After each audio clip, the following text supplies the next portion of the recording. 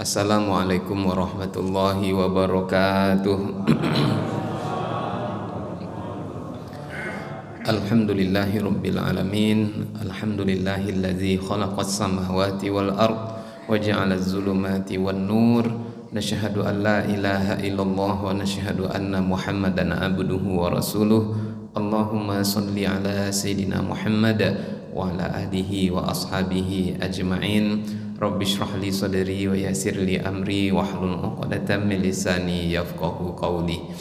Ayah ibu, orang tua kami, alim ulama, cerdik pandai, tokoh masyarakat, abang kakak yang dimuliakan Allah Ta'ala, kami doakan semoga kita semua senantiasa dalam keadaan sehat walafiat. Allah beri kita rezeki yang penuh berkah melimpah ruah, dan kemudian semoga Allah kokohkan iman istiqomah kita sampai nanti kita kembali menghadap Allah Subhanahu wa Ta'ala. Amin ya rabbal alamin. Ibu kami yang kami muliakan, kita awali pertemuan kita pada maghrib ini dengan sama-sama membaca surat Al-Fatihah, boleh? Baik. A'udzu billahi minasy syaithanir rajim. Bismillahirrahmanirrahim. Alhamdulillahi rabbil alamin. Ar-Rahmanir Rahim. Maliki yaumiddin.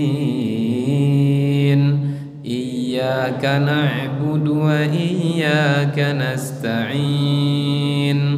Ihdinas siratal mustaqim.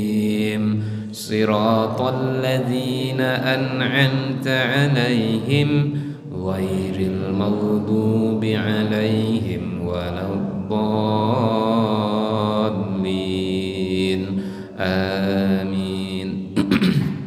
Ibu kami, kalau tak salah pertemuan yang lampau kita sudah sampai kepada ayat yang 10 tadabbur tadabbur Al-Qur'an, yaitu surat Al-Baqarah. Tapi tadi pas pengantar tadi, ternyata tak terasa ini adalah pertemuan terakhir kita untuk kajian malam Jumat. Karena besok ternyata Jumat besok itu kita sudah Ramadan. Tadinya saya sudah ingin menyelesaikan tentang ciri-ciri orang munafik sebenarnya. Saya cari ada sekitar 20 sampai 28 tentang ciri-ciri orang munafik itu. Maka kajian munafik ini bagi saya agak berat sedikit, banyak nanti hati yang tak enak. Maka kemudian saya ganti pembahasan kali ini dengan menyambut kedatangan bulan suci Ramadan. Ibu kami yang dimuliakan Allah, karena memang tak terasa sebentar lagi kita akan memasuki bulan suci Ramadan. Lebih kurang tinggal 7 atau 6 hari lagi. Maka untuk menyambut bulan suci ini, maka tentu banyak hal yang harus kita persiapkan dari hari ini. Orang kalau tahu ada tamu yang terhormat terpandang mau datang ke rumahnya, pasti persiapannya sangat luar biasa untuk menyambut tamu istimewa tersebut. Ibu yang biasanya mungkin masak sambal lado belacan tambah terong rebus buncis dah selesai, tapi kalau ada orang terpandang, masakan ibu pasti akan istimewa. Belilah daging, belilah ayam, dan seterusnya. Baju ibu pun akan baju yang istimewa. Kalau biasanya di rumah cuma pakai baju daster, maka kalau ada tamu terpandang datang, kalau bisa mampir ke Ramayana setidaknya serba Rp35.000. Begitulah cara kita menyambut tamu agung. Maka kalaulah manusia tahu keagungan bulan Ramadan itu, maka persiapannya juga sungguh akan sangat luar biasa. Maka untuk menyambut tamu agung itu, ayah bunda, memasuki bulan suci Ramadan ini setidaknya ada 5 yang harus kita lakukan sedari dini. Berapa bunda? 5. Apa dianya yang 5 itu? Yang pertama, selalulah kita banyak berdoa dan berzikir kepada Allah Ta'ala. Selalulah kita banyak berdoa dan berzikir. Kenapa? kata pepatah orang tua kita, Allah bisa karena biasa. Kita biasakan banyak berdoa hari ini, kita banyakkan banyak berzikir hari ini, sampai nanti di bulan Ramadan kita akan terbiasa dengan hal itu. Doa kita apa? Kalau kita tengok hadis yang diriwayatkan oleh sahabat nan mulia namanya Anas bin Malik, apa kata Anas bin Malik? Kalau datang bulan Rajab, kalau bulan Rajab sudah datang, maka Nabi berdoa. Di antara doa Nabi itu apa? Allahumma barik lana fi Rajab wa Sya'ban wa balighna Ramadan. Ya Allah, berkahilah untuk kami bulan Rajab dan Sya'ban, dan panjangkan umur kami berjumpa dengan bulan Ramadan. Kok begitu besar harapan Nabi berjumpa dengan bulan Ramadan? Apa hebatnya bulan Ramadan tuh? Dalam satu hadis yang diriwayatkan dari sahabat nan mulia Abu Hurairah radhiyallahu anhu, Nabi bersabda, kata Abu Hurairah, ketika sudah datang bulan Ramadan, maka Nabi berkata kepada para sahabat. Apa kata Nabi kepada para sahabat? Qad ja'akum Ramadan syahrun mubarak. Telah datang kepada kamu bulan Ramadan, yang mana bulan Ramadan itu adalah bulan yang penuh dengan keberkahan. Iftaradallahu alaikum siyamahu. Allah fardukan untukmu berpuasa di bulan Ramadan itu. Tuftahu fihi abwabul jannati. Di bulan Ramadan itu dibukalah pintu surga selebar-lebarnya. Wa yughlaqu fihi abwabul jahimi. Dikunci, ditutup serapat-rapatnya pintu neraka. Wa tughallu fihi syayatin. Dibelenggulah, diikatlah setan sekencang-kencangnya. Fihi lailatun khairum min alfi syahr. Di bulan Ramadan itu ada satu malam yang nilainya lebih baik daripada 1000 bulan. Dalam hadis yang lain Nabi katakan, amal sunnah di bulan Ramadan itu disetarakan oleh Allah dengan amal wajib di luar bulan Ramadan. Amal wajib di bulan Ramadan Allah lipat gandakan pahalanya sampai 70 kali lipat. Begitulah istimewanya bulan Ramadan, sehingga dalam satu hadis yang lain Nabi katakan, kalaulah umatku tahu betapa mulianya, istimewanya, agungnya bulan Ramadan, sungguh mereka akan berharap sekiranya setahun penuh itu tak ada kecuali hanya bulan Ramadan saja. Banyak-banyak kita doa hari ini ayah bunda. Lalu kemudian zikir. Zikir kita apa? Zikir-zikir yang biasa tetap kita istiqomahkan dan perbanyak lagi. Tasbihkahnya kah, tahmidnya kah, takbirnya kah, tahlilnya kah, ta'awuznya kah, istighfarnya kah? Rasulullah SAW bersabda, kullu tahmidatin shadaqah. Setiap tahmid itu sedekah, kata Nabi. Wa kullu takbiratin shadaqah. Setiap takbir itu sedekah. Wa kullu tasbihatin shadaqah. Setiap tasbih itu sedekah. Wa kullu tahlilatin shadaqah. Setiap tahlil itu sedekah. Artinya ayah bunda, sedekah itu tak hanya dengan rupiah saja, tapi bersedekah itu bisa juga dengan lisan kita, dengan fikiran kita, dengan tenaga ataupun kekuatan kita. Banyak sedekah dengan cara apa? Itulah kalimah-kalimah thayyibah. Dan perlu kita yakini ayah bunda, zikrullah, kalimah thayyibah yang banyak kita ucapkan tersebut pada akhirnya akan kembali juga kepada diri kita. Akan kembali juga kepada diri kita. Ayah bunda masih ingat apa yang menyebabkan Nabi Yunus selamat keluar dari perut ikan paus? Apa? Zikir kan? Apa zikirnya Nabi Yunus? Allah jelaskan melalui firman-Nya, laula in kana minal musabbihin. Kalaulah Nabi Yunus tidak banyak-banyak musabbihin, bertasbih dia, lalabitha fi batnihi ila yaumi yub'atsun. Sungguh dia akan berkekalan berada di dalam perut ikan paus itu sampai datangnya hari kiamat. Jadi kalimah thayyibah itu akan kembali kepada diri kita. Barangkali tadi pagi pas ngantarkan anak ke sekolah kita sebenarnya sudah ditabrak mobil kita. Barangkali kita sudah patah-patah kita. Tapi karena kalimah thayyibah selalu kita jaga, zikir kita selalu diselamatkan kita oleh Allah Subhanahu wa ta'ala, dijaga kita oleh malaikat. Saya kemarin 2 hari yang lalu saya tengok di Instagram, saya simpan. Kalau ayah bunda mau nanti saya kasihkan. Ada di Rusia seorang penyihir perempuan, lalu diwawancarailah oleh seseorang, kayak podcast gitulah Pak. Podcast kayak Deddy Kombuzer yang orang artis-artis itu kan. Nah, sampai kemudian pada pertanyaan, yang paling sulit bagi ibu untuk disihir itu siapa? Yang paling sulit untuk disihir itu siapa? Maka dia katakan, yang paling sulit untuk disihir adalah muslim yang taat. Siapa katanya bunda? Muslim yang taat.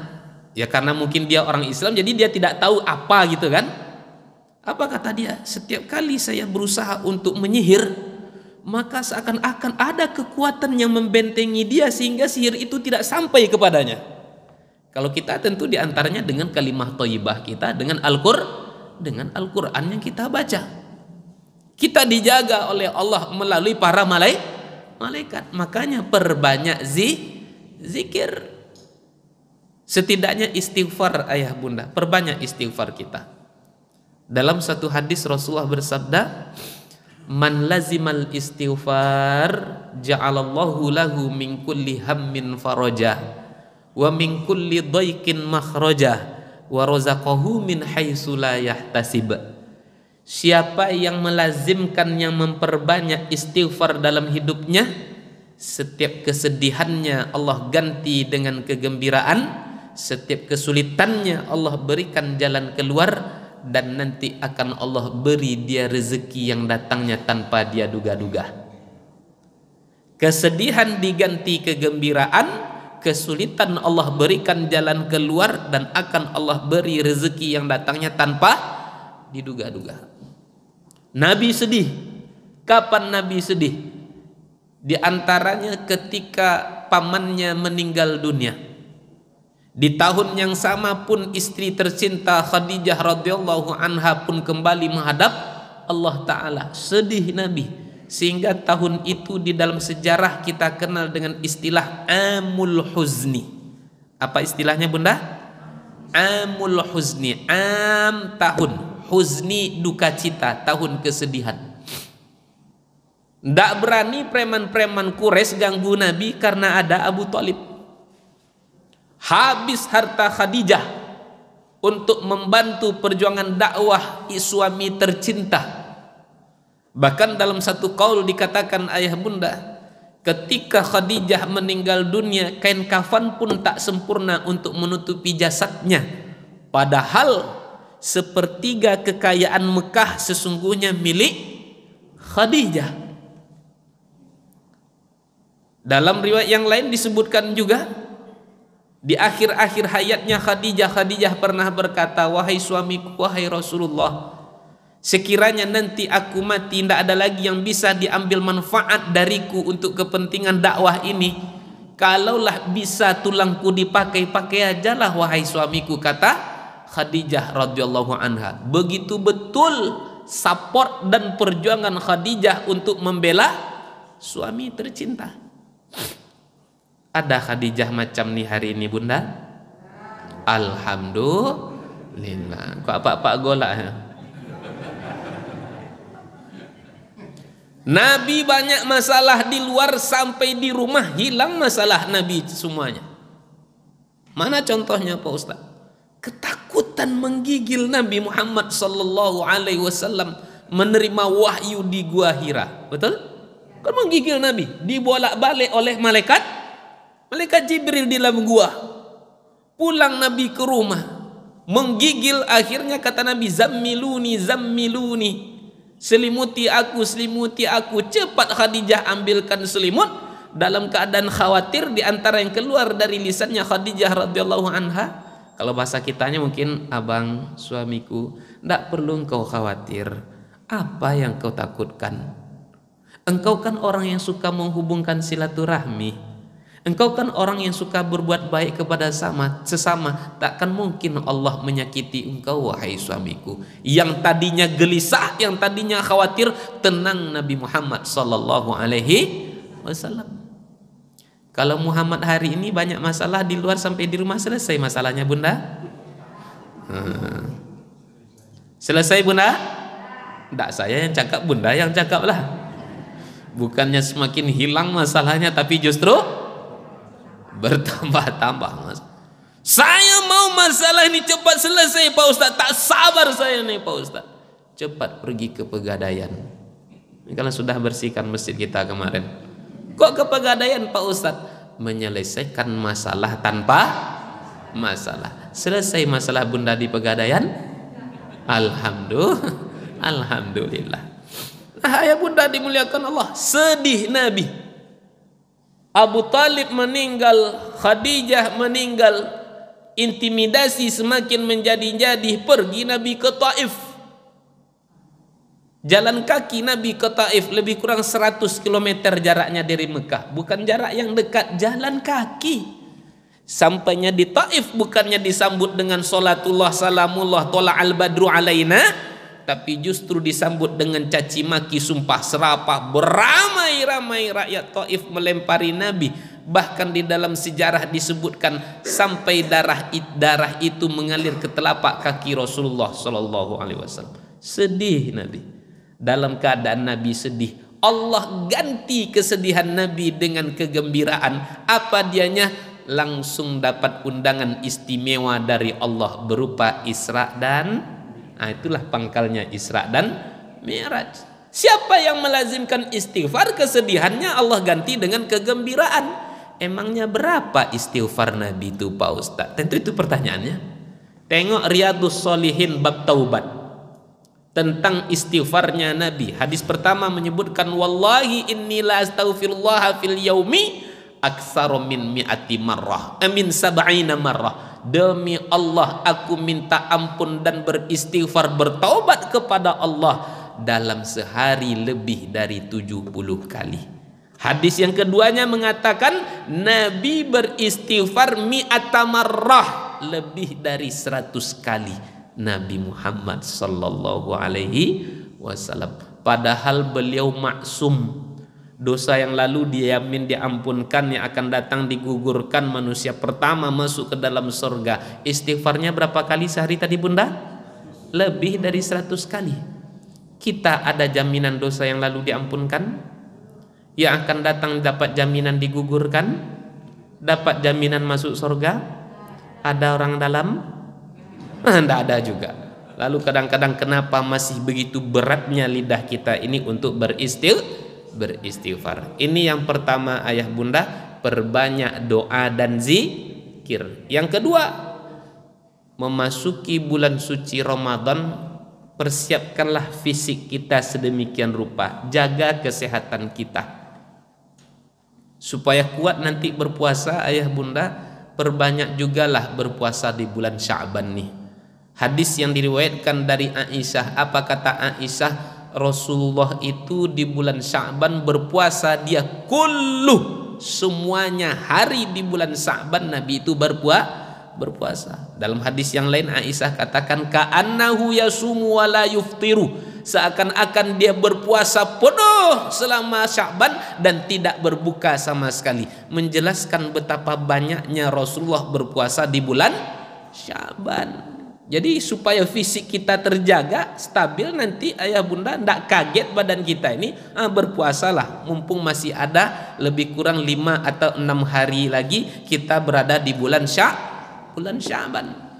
Kalau di kampung saya ayah bunda, minggu pertama Ramadan itu disebut orang dengan puasa tua atau puasa tuo. Apa namanya bunda? Puasa tuo. Kok disebut puasa tua Pak Ustadz? Karena memang orang 7 hari pertama itu macam orang tua aja semuanya. Letoy, layu, tak semangat. Kenapa? Karena tak ada muqaddimah. Sama kayak kita olahraga, dipaksakan sekali-sekali olahraga, dipaksakan sakit-sakit pinggang kita dibuatnya. Itulah lebih kurang ayah bunda. Banyak berpuasa di bulan Sya'ban. Yang ketiga, memasuki bulan suci Ramadan, persiapan kita apa? Yaitu ada target amal yang mau kita buat nanti di bulan Ramadan. Sebagaimana untuk dunia kita punya target, maka untuk akhirat kita juga harus punya target. Tahun pertama menikah setidaknya sudah terkumpul duit untuk beli rumah. Rumah tipe 36 aja lah dulu. Usia 33 tahun menikah, mudah-mudahan sudah terbeli mobil, sekalipun mobil second. Usia nanti 35 tahun sudah terbangun rumah yang agak lapang karena anak sudah banyak. Kita kan punya target tuh. Untuk dunia kita punya target, untuk akhirat kita harus juga punya target. Apa target nanti di bulan Ramadan? Yang pertama contohnya, selama Ramadan saya tidak boleh ketinggalan sholat tarawih, sholat tahajud, sholat witir walau hanya satu malam. Jangan sampai niatkan dari sekarang ayah bunda. Amal soleh itu kan harus banyak-banyak kita niatkan ayah bunda. Kita kan tak tahu umur kita masih hidup atau tidak nanti. Tapi setidaknya ketika kita kembalikan kepada hadis Nabi yang mengatakan, siapa yang meniatkan suatu kebaikan tapi kemudian dia terhalang untuk melakukan kebaikan yang dia niatkan tadi, maka di sisi Allah dia dihitung sebagai orang yang telah melakukan apa yang dia niatkan tersebut. Contoh yang lebih jelasnya, siapa yang mendatangi tempat tidurnya lalu kemudian dia berniat untuk sholat tahajud di waktu malamnya, tapi kemudian di waktu malamnya dia tidak terbangun, dia tidak jadi dia sholat tahajud, maka di sisi Allah dia dihitung sebagai orang yang telah melaksanakan sholat tahajud. Jadi Ramadan nanti pertama tidak boleh ketinggalan sholat tarawih, sholat tahajud, sholat witir walau hanya satu malam. Kenapa ayah bunda? Maaf cakap, jangan lagi kita berbadan sehat tapi tengah malam masih menjadi bangkai di hadapan Allah Ta'ala. Jangan lagi kita berbadan sehat tapi tengah malam masih menjadi bangkai. Kapan kita akan menjadi bangkai? Badan sehat, badan kuat, tapi di waktu malam tak mampu tahajud walau hanya 2 rakaat saja.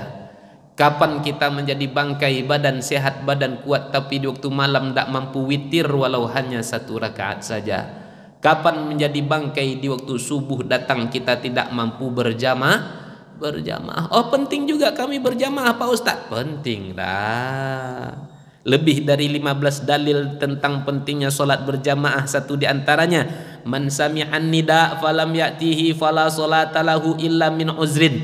Siapa yang sampai suara azan ke pangkal telinganya lalu kemudian dia tidak mau memenuhi panggilan azan untuk berjamaah, sekalipun dia nanti solat dia memang tapi tidak berjamaah, maka solatnya itu tak akan dianggap Allah Ta'ala kecuali kalau ada uzur. Mana contoh uzurnya? Hujan yang selebat-lebatnya, sakit yang sesakit-sakitnya. Kalau hujan, kalau sakit barangkali uzur bisa diterima. Tapi kalau sekiranya hujan tidak, sakit pun tidak, dia tahu ada azan, tak mau dia datang, sekalipun dia solatnya tak akan diterima Allah Subhanahu wa Ta'ala. Itulah yang Allah sebutkan contohnya melalui firman-Nya surat Al-Ma'un, inna a'tayna Al-Ma'un, Bu. Ini mungkin tadi banyak yang puasa agaknya nih, sehingga kalau memang belum makannya agak payah konsentrasi sedikit. Al-Ma'un bunda. Ara'aital ladzi yukadzibu biddin fadzalikal ladzi yad'ul yatim wa la yahuddu ala ta'amil miskin fawailul lil musallin alladzina hum an salatihim sahun. Maka celaka neraka siksa bagi mereka yang salat. Siapa yang celaka masuk neraka juga padahal mereka sudah salat. Sahun, yaitu mereka yang lalai. Di antara bentuk kelalaiannya apa? Yaitu ketika dia suka menunda-nunda salatnya, apakah lagi dia tidak mau berjamaah. Ini target pertama. Qiyamul lail, salat tarawih. Yang kedua targetnya apa? Selama Ramadan nanti saya akan banyak bersedekah. Apa bunda? Sedekah. Setidaknya contohnya sehari keluarkan duit sebanyak 120.000 sehari Ramadan. Kalau sebulan berarti berapa tuh bunda? 12 kali 3 berapa tuh? 12 kali 3 36 kan? 3.600.000 ya kan? Untuk apa 3.600.000 tuh Pak Ustadz? Yang 100-nya belikan ke korma, belikan aqua gelas, masukkan ke dalam plastik, masukkan korma 3 biji, kasih aqua di situ. Kalau belum sanggup berbuka besar, membukakan orang dengan dalam partai besar, maksudnya yang berat, setidaknya 3 korma, kemudian masukkan botol aqua yang harganya 500, duit 100.000 tadi itu, belikanlah ke situ. Berapa dapat? Dapat 50 bungkus, alhamdulillah. Rutinkan selama bulan Ramadan sampai akhir nanti. Emangnya gunanya apa Pak Ustadz? Tentu kita ingat hadis Nabi, siapa yang memberi buka orang berpuasa, maka pahalanya sama dengan dia juga mendapatkan pahala dari orang yang dia bukakan tersebut. Yang 100-nya untuk beli korma tambah beli air putih, yang 20.000-nya suruh adik-adik kita itu tegak di tengah jalan. Pas lampu merah nyala, mereka bagi-bagikan. Besar pahalanya tuh ayah bunda. Ini yang saya pikirkan sekarang nih. Saya lagi mencari anak-anak muda. Anak-anak muda kan suka kadang-kadang ngumpul tuh. Ini kerja kalian nanti. Orang kan senang tuh bunda. Nampaknya sepele, remeh-temeh, tapi ingat, jangan pernah anggap remeh amal soleh sekecil apapun. Apa sebab? Kita tak pernah tahu amal soleh mana yang memasukkan kita ke dalam surga. Jangan pernah anggap remeh amal soleh sekecil apapun. Apa sebab? Kita tak pernah tahu amal soleh mana nanti yang memasukkan kita ke dalam surganya Allah Ta'ala. Perbanyak sedekah. Terus apa lagi yang bisa dilakukan selama bulan Ramadan? Saya harus khatam Al-Quran sebanyak 5 kali. Banyak. Kalau dibandingkan Imam Syafi'i tidak banyak ayah bunda. Imam Syafi'i mengkhatamkan Al-Quran di bulan Ramadan 60 marrah, 60 kali. Berarti dalam sehari dia mengkhatamkan 2 kali. Muridnya mengatakan khatamnya Imam Syafi'i Al-Quran itu di dalam solatnya. Berarti bayangkan berapa lamanya solatnya Imam Syafi'i. Karena level kita jauh dari Imam Syafi'i, makanya saya buatkan tadi berapa kali bunda? 5 kali. Artinya berapa kali Ustadz? 2 kali. Mulai dari bismillah dengan menyebut nama Allah sampai minal jinnati wan nas, dari jin dan manusia, 2 kali baca arti. Cukup Pak Ustadz? Belum cukup lagi. Targetkan bulan Ramadan kali ini saya harus hafal Al-Quran setidaknya juz 30. Berapa bunda? Juz 30. Enggak bisa aku juz 30 Pak Ustadz. Enggak bisa juz 30 juz pun jadi. Ada niat 1001 jalan. Tak ada niat 1001 alasan. Nenek-nenek jamaah kita Bunda Surida namanya, ikut karantina tahfiz usia 65 tahun, tembus 30 juz. Kalau kita mau. Saya mau juga Pak Ustadz. Ya silahkan bunda. Kan bunda sudah pensiun. Memang aku pensiun Pak Ustadz, tapi semakin sibuk semenjak pensiunnya Pak Ustadz. Sibuk apa bunda? MC sekarang Pak Ustadz. Apa tuh MC itu bunda? Mengasuh cucu Pak Ustadz. Dari jam berapa bunda mengasuh cucu? Dari jam 6 pagi sampai besok lagi jam 6 pagi. Kalau mengasuh cucu 24 jam, kapan bunda mau sholat tahajud? Kapan mau baca Al-Quran? Tidak ada yang tak sayang sama anak, tidak ada yang tak sayang sama cucu. Semua sayang sama anak, semua sayang sama cucu. Tapi jangan kesayangan kita kepada cucu membuat kita lupa akan diri kita yang semakin dekat ke pintu kubur kita. Saya katakan kepada abang dan kakak saya, alhamdulillah udah uni kita semua sudah berumah tangga. Jangan pernah jadikan mak dan bapak kita sebagai pembantu dalam rumah tangga kita. Jangan pernah jadikan mak dan bapak kita sebagai pembantu dalam rumah tangga kita. Banyak orang kalau sudah beranak, dia mak bapak dia jadi pembantu di rumah dia. Sudahlah bungkuk, semakin terbungkuk-bungkuk mengasuh cucu. Kalau bunda sibuk mengasuh cucu, ngaji pun bunda di rumah. Allahu la ilaha illa huwal hayyul qayyum. Nenek, sadaqallahul. Itulah the power of cucu tu, Pak. Tak bisa. Ya kalau ndak awak yang mengasuh, siapa lagi, Pak Ustaz? Ya maknya lah. Maknya bekerja, Pak Ustaz. Cari pembantu. Cari pembantu. Ingat ayah bunda, ini prinsip boleh berbeda-beda ya bunda ya. Kewajiban mencari nafkah seutuhnya adalah kewajiban dan tanggung jawab seorang suami. Kewajiban mencari nafkah adalah kewajiban suami. Anak bunda laki-laki suruh dia mati-matian cari rezeki untuk anak dan istri. Jangan buat anak kita kemudian menggantungkan hidupnya di bawah ketiak istri. Desain lelaki dengan perempuan kan berbeda. Kita lebih tinggi, postur tubuh lebih kekar, bahu lebih lebar. Kenapa desainnya seperti itu? Di antara hikmahnya apa? Karena postur yang tinggi, badan yang kekar, bahu yang lebar dipersiapkan untuk menanggung beban dan tugas dan tanggung jawab yang juga berat dan juga besar. Cepat betul Isa di masjid kita ini. Dia 5 sebenarnya nih ayah bunda. Diselesaikan atau kita tutup? Kita selesaikan sedikit bunda. Agak 5 menit masih bisa bersabar pak? Bisa ya? Oke, saya selesaikan, mudah-mudahan selesai. Nah, ayah bunda dimuliakan Allah, ada target ada target amal.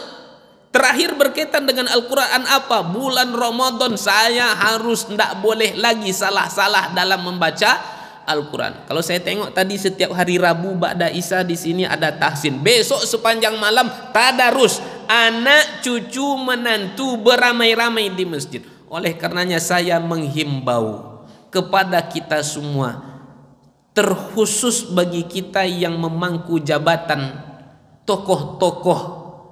Saya kalau boleh menghimbau selama bulan Ramadan, tolong dari jam 8 sampai jam 10 tidak ada lagi warnet-warnet yang buka. Tidak ada lagi toko dan kafe-kafe dan buka. Supaya apa? Ayo kita sama-sama pergi meramaikan masjid. Pak Ustadz, ambo kalau tidak menggalih dari jam 8 sampai jam 10 itu tidak hidup aku Pak Ustadz. Ingat ayah bunda, rezeki itu Allah yang ngatur. Kalau kita berprinsip saya nanti baru bisa makan karena kerja keras saya, karena saya berusaha, apa bedanya kita dengan Qarun? Apabila ada seorang insan yang berprinsip saya sukses itu dengan tingginya jabatan, banyaknya harta kekayaan, barangkali pedoman kita masih perlu dipertanyakan. Bukan Rasulullah barangkali panutan kita, tapi siapa? Fir'aun, Qarun dan Haman. Awak tutup toko awak nanti Pak Ustadz, mungkin tak adalah orang yang menjual beli. Ingat ayah bunda, datang Nabi Musa kepada Qarun yang dahulunya miskin, didoakan menjadi orang kaya. Ketika dia kaya, datang Nabi Musa, Run, dulu engkau miskin, sekarang kaya, bantu fakir miskin, tolong anak yatim. Apa kau cakap Musa?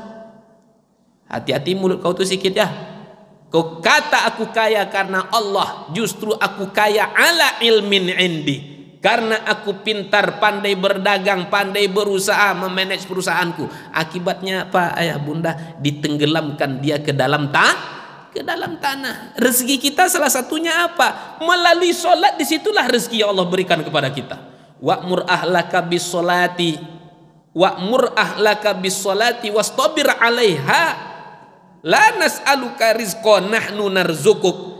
Suruhlah anakmu, keluargamu untuk solat dan bersabarlah kamu atasnya. La nas'aluka rizqa, kami tidak minta rezeki kepada engkau, kata Allah. Nahnu narzukuk, kami yang kasih kalian rezeki. Rezeki kita itu melalui pintu solat salah satunya. Sekarang kita mengatakan kalau awak solat nanti tertutup pintu rezeki kita. Kita kan sudah bolak-balik ke tanah suci. Tengok di tanah suci, Allahu Akbar, Allahu Akbar. Bunda yang sedang berbelanja di toko-toko dekat Madinah, di dekat Mekah Al-Mukarramah, kalau orang sudah Allahu Akbar, apa yang terjadi? Ditutup. Mau 5 miliar pun transaksi yang bunda lakukan, bertahan bunda sampai orang komat. Jangan coba-coba, dikuncinya dari luar. Suka hati kalian lah, kata dia. Kenapa? Begitu mereka yakin yang maha besar itu bukanlah usaha mereka, tapi adalah Allah. Makanya pernah saya tengok di dalam Instagram juga, ada orang Afrika jualan buah-buahan, di gerobaknya itu ada tulisan. Apa tulisannya? Wa kaifa akhaful faqra wa ana abdul ghani. Bagaimana mungkin aku takut dengan kemiskinan, padahal aku ini kan hamba dari zat yang maha kaya. Nih target yang keempat, ayah bunda, memasuki bulan suci Ramadan. Target kita dan apa yang harus kita lakukan yaitu bersihkan hati, jalin tali silaturahmi. Apa dianya bunda? Bersihkan hati, jalin silaturahmi. Buang dendam kesumat, hapus iri dengki yang menggerogoti hati kita. Perbaiki silaturahmi. Ingat ayah bunda, tentu ingat dengan hadis Nabi yang mengatakan tidak halal bagi seorang hamba untuk tidak bertegur sapa dengan saudaranya lebih dari 3 hari. Dipertegas baginda nan mulia, salah satun la tartafi'u salatuhum fawqa ru'usihim shibran. Ada 3 orang yang takkan diterima pahala solatnya oleh Allah Ta'ala. Satu dari yang 3 siapa? Wa akhwani mutasorimani, 2 orang insan yang rusak tali silaturahminya. Oleh karenanya ayah bunda dimuliakan Allah, kalaulah solat tak diterima, jangan harap puasa akan diterima. Kalaulah solat tak diterima, jangan harap sedekah akan diterima. Kalaulah solat tak diterima, jangan harap bacaan Quran kita akan diterima. Maknanya ayah bunda, habis pun harta kita untuk bersedekah, hitam pun dahi kita karena saking lamanya sujud solat tahajud. Berkali-kali pun kita naik haji ke tanah suci sampai kalah Haji Muhyiddin. Tahu bunda Haji Muhyiddin? Yang tukang buburnya haji. Maknanya seluas samudra pun amal soleh yang kita lakukan menyentuh pintu langit amal kebaikan yang kita kerjakan, selagi silaturahmi kita rusak, semuanya sampah tiada guna di sisi Allah Ta'ala. Oleh karenanya pernah bersalah minta maaflah. Orang sudah datang minta maaf, beri maaflah. Ketahuilah ayah bunda, siapa saja yang tidak mau meminta dan memberi maaf, dia adalah orang yang sombong. Apa buah dari kesombongan? La yadkhulul jannata man kana fi qalbihi misqala habatin min khardalin. Tak akan masuk ke dalam surga orang yang di dalam hatinya terdapat sifat kesombongan, walau hanya sebesar biji zarah. Ayah bunda, iblis terusir dari surga, dosanya cuma 1 saja. Iblis diusir dari surga, dosanya cuman 1 saja. Apa dianya bunda? Sombong. Kita banyak dosa kita, berharap juga kita mau masuk surga. Ya kita tetap berharap, tapi jadi perbandingan bagi diri kita ayah bunda. Sombong. Buang jauh-jauh kesombongan. Tak pantas kita untuk sombong. Allah saja mau memaafkan kesalahan hambanya, lalu kita kenapa kita tidak mau memaafkan kesalahan sesama? Terakhir ayah bunda, memasuki bulan suci Ramadan, perbanyaklah taubat dan jauhi maksiat. Perbanyak apa ayah bunda? Taubat, jauhi maksiat. Mungkin ayah bunda insya Allah tak akan ada yang bermaksiat. Yang banyak bermaksiat itu kadang-kadang saya tengok di hari Balunau tuh, Bali mau pergi bermotor-motor bujang dengan gadis belum menikah, kecepatannya 20 tapi pegangannya 180. Tengoklah macam mana anak ciga bergayut dengan induknya, macam itulah orang tu bonda-onda. Sampai di harau nanti mengaji pula di situ. Apa mengajinya? Pas di tengah apa tuh, tempat tengah bermandi tu, baduo dia teban. Baduo dia teban. Itulah pangkal cerita Balunau tadi tu ayah bunda. Saya mendapati tradisi Balimau ayah bunda. Bagaimana orang tua kita dahulu Balimau? Saya dapati memang mandinya dengan limau, mandi dengan jeruk nipis. dimandikan semuanya. Ini kuku-kuku yang hitam tuh hilang bersih karena limau. Saya orang kampung ayah bunda, mandinya di pancoran. Jadi ini pancoran di batu besar. Atu-atu itu untuk punggung kan tak sampai tangannya. Nah bagaimana dia? Digosokkan punggungnya ke batu tadi. Keluarlah daki-daki yang sebesar. Memang begitu orang Bali mau. Tapi kemudian terjadi pergeseran yang luar biasa.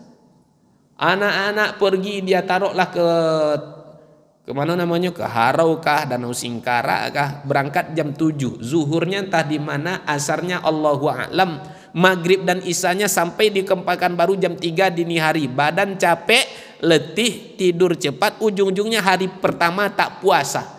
Makanya saya ingin katakan ayah bunda, besok jangan kasih kunci motor, jangan dikasih kunci mobil, jangan dikasih duit. Kenapa? Ayah bunda kasih motor, kasih kunci mobil, kasih dia duit, bermaksiat dia, maka ayah bunda punya saham dalam maksiat yang mereka lakukan. Betapa banyak di hari itu kecelakaan terjadi di tengah jalan, bahkan banyak yang meregang nyawa. Ya enggak? Yang hanyut berapa kemarin tuh? Apakah ini tidak menjadi iktibar bagi kita? Ayo kami nak pergi jual beli mau Pak Ustaz. Pergilah mandi, ambil air sebesar-besarnya, penuhkan yang apa namanya di atas tempat tetmon tuh, mandilah.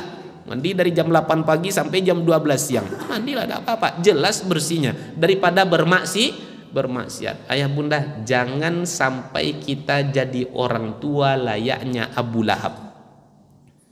Jangan sampai jadi orang tua layaknya Abu Lahab. Kok begitu? Abu Lahab punya anak tapi tak mendatangkan manfaat. Belantak mereka, mati mereka dalam keadaan macam anak cigak memegang induknya tadi. Husnul khotimah? Husnul khotimah. Kalau tak husnul berarti apa? Su'ul khotimah. Ditanya malaikat, anak muda, kenapa kalian mati macam ini? Ya macam mana lagi, kami nak ingin. Terus mak dan bapak kalian tak cakap, tak melarang kalian.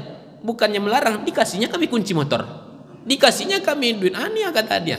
Ayah bunda yang sudah berkali-kali naik haji, yang banyak amal solehnya, yang mau masuk surga tuh, kemari dulu, bersihkan dosa-dosa dulu, baru masuk ke dalam neraka. Makanya wajar di dalam surat At-Tawabun ayat 14 Allah katakan, wahai orang-orang yang beriman, sesungguhnya di antara istrimu dan anak-anakmu kelak nanti ada yang akan menjadi musuh bagimu. Siapa yang menjadi musuh? Kita menginginkan yang baik sementara mereka menginginkan yang buruk. Di saat mereka menginginkan yang buruk, kita tidak mampu melarang mereka dari yang buruk itu. Disitulah letaknya anak dan keluarga akan menjadi musuh. Mau ayah bunda nanti menjadi musuh dengan pasangan hidupnya, keluarganya? Tentu tidak.